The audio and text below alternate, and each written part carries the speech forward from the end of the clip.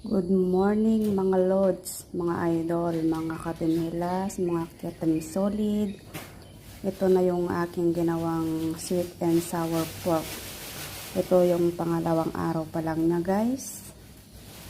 Yung mga ingredients niya, meron tayong sticky rice, garlic, sugar brown, at saka pepper. Mayroon din tayong powder.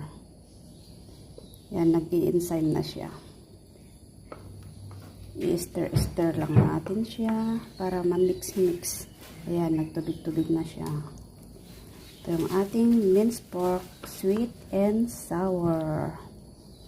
Gawin nyo ito guys para sa breakfast. Ito masarap. Ito siya guys, sticky rice yan. Ayan.